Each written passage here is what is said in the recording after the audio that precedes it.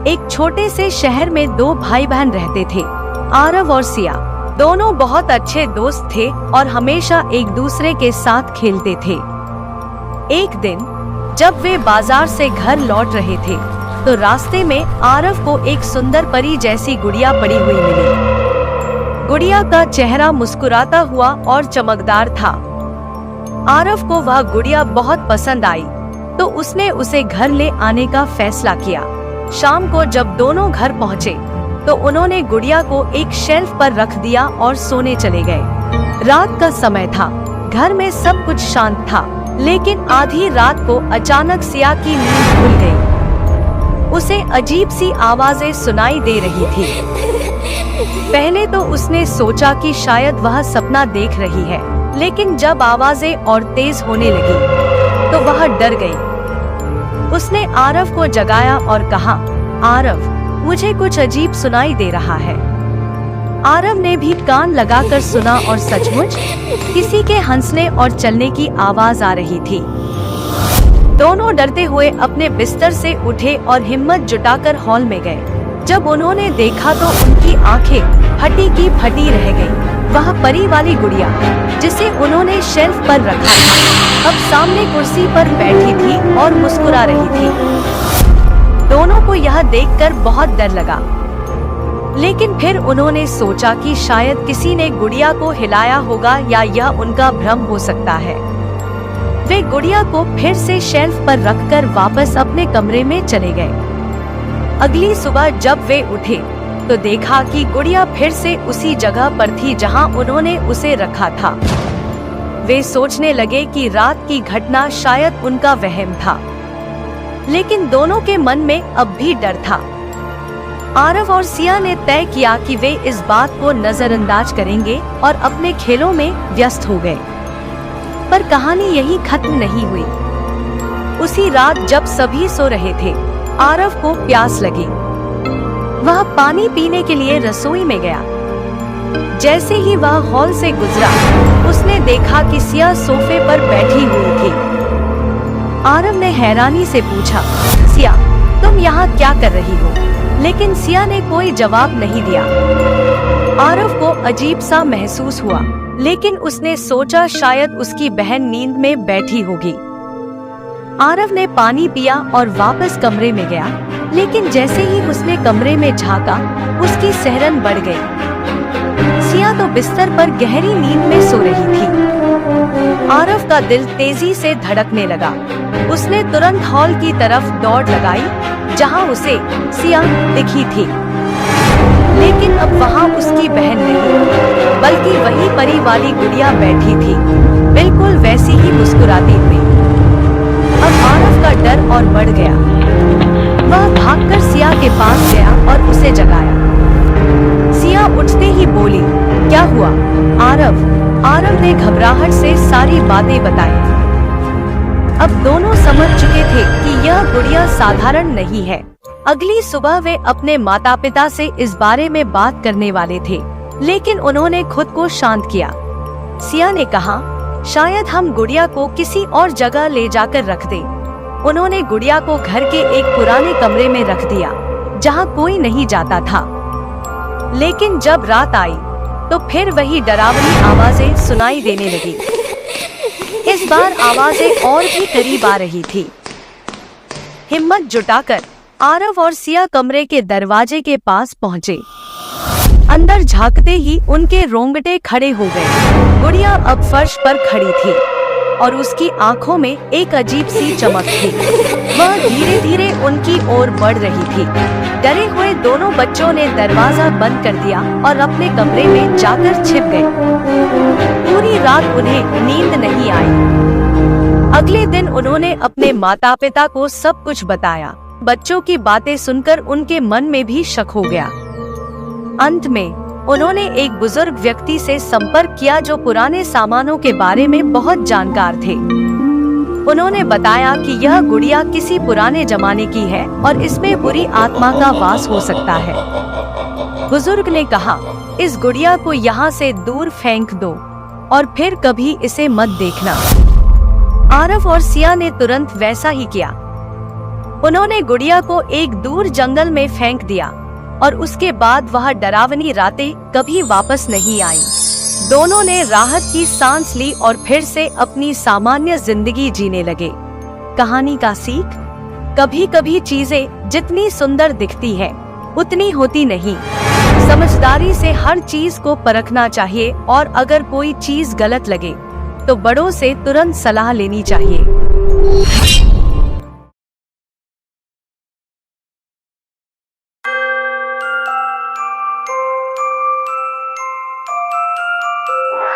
एक घने जंगल में मीठू नाम का एक नटखट बंदर रहता था। वह अपनी शरारतों के लिए बहुत मशहूर था। हर दिन कोई न कोई नई शरारत उसके दिमाग में आती थी। लेकिन इस बार उसने सोचा आज कुछ बड़ा किया जाए। उसकी नजर पेड़ के नीचे सोते हुए एक विशाल हाथी मोटू पर पड़ी। मीठू ने मुस्कुराते हुए सोचा, अरे वाह, इस हाथी के साथ मजे किए जाएं तो मजा आ जाए। धीरे धीरे मीठू मोटू के पास गया और उसकी पीठ पर धीरे से चढ़ गया। तभी अचानक मोटू करवट बदलने लगा और मीठू थोड़ा घबरा गया। उसने कान में फुसफुसा कर कहा, अरे मियाँ, सो क्यों रहे हो? चलो मुझे जंगल घुमाओ। मोटू ने आंखें खोली और देखा कि एक छोटा सा बंदर उसकी पीठ पर बैठा मुस्कुरा रहा है। मोटू ने गहरी सांस ली और धीरे से कहा, ये क्या कर रहे हो? मेरी नींद खराब कर दी। मीठू ने हंसते हुए जवाब दिया, अरे तुम बड़े हो, ताकतवर हो, मुझे जंगल की सवारी पर ले चलो। तुम्हारे जैसा मजेदार साथी कोई नहीं होगा। मोटू ने थोड़ी अनिच्छा से कहा, ठीक है, पर धीरे से बैठो, गिर मत जाना बंदर मियाँ। मोटू ने धीरे धीरे चलना शुरू किया और मीठू ने उसे जंगल की सबसे ऊंची पहाड़ी की ओर चलने के लिए कहा। जैसे ही दोनों पहाड़ी पर पहुँचे, मीठू ने जोर से कहा, अरे मियाँ, क्या बस इतना ही? तुम इतने बड़े हो, तेज क्यों नहीं दौड़ते? मोटू ने थोड़े गुस्से से कहा, जितना कह रहे हो उतना आसान नहीं है, समझे? मीठू ने कहा, अरे अगर मैं होता तो तुमसे तेज भागता, क्या तुमसे नहीं हो सकता? मोटू ने ताने को गंभीरता से लिया और जोरों से दौड़ने लगा। जंगल की पगडंडियों पर दौड़ते हुए मोटू और मीठू ने खूब मस्ती की। कभी पेड़ों के झुरमुट के नीचे से तो कभी नदी के किनारे से मोटू दौड़ता रहा और मीठू अपनी शरारती हंसी में खो गया। लेकिन अचानक एक घना झाड़ी का हिस्सा आया जहां बहुत सारे कांटे थे। मोटू ने कांटों को देखते हुए रुकना चाहा, पर मीठू ने ताने में कहा, अरे ये क्या कर रहे हो? डर रहे हो क्या? चलो मैं यहाँ बैठा हूँ, मुझे कुछ नहीं होगा।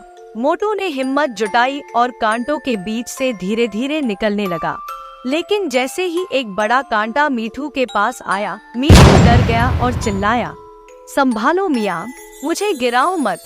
मोटू ने उसे सहारा दिया और धीरे धीरे कांटों से बाहर निकाल लिया। दोनों के दिलों में अब एक अजीब सी दोस्ती की भावना जाग उठी थी।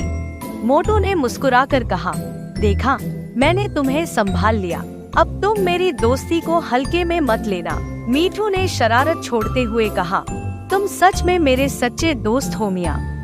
आज से मैं तुम्हारे बिना शरारत नहीं करूँगा। उस दिन के बाद मीठू और मोटू सच्चे दोस्त बन गए और साथ में हर दिन नई मस्ती करते।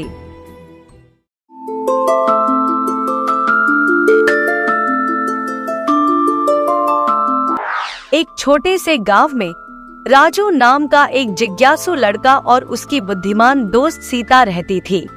उन्हें एक साथ खोजबीन और साहसिकताओं पर जाना बहुत पसंद था। एक धूप भरे दिन जब वे नदी के किनारे खेल रहे थे, उन्होंने एक बड़ा पेड़ देखा जो सूरज की रोशनी में चमक रहा था। वाह, वह पेड़ कितना सुंदर है, राजू ने खुशी से कहा, इशारा करते हुए। सीता ने उत्तर दिया, चलो हम इसे देखते हैं, यह जादुई लगता है। जब वे पेड़ के पास पहुँचे तो उन्होंने देखा कि उसकी पत्तियां हीरे की तरह चमक रही थी। अचानक एक नरम आवाज हवा में गूंज उठी, नमस्ते बच्चों, मैं बाबू जादुई पेड़ हूँ, मैं तुम्हें एक एक इच्छा पूरी कर सकता हूँ। राजू ने अपने कानों पर विश्वास नहीं किया। उसकी आंखें खुशी से चमक उठी। उसने सोचा और फिर चिल्लाया, मैं पक्षी की तरह उड़ना चाहता हूँ।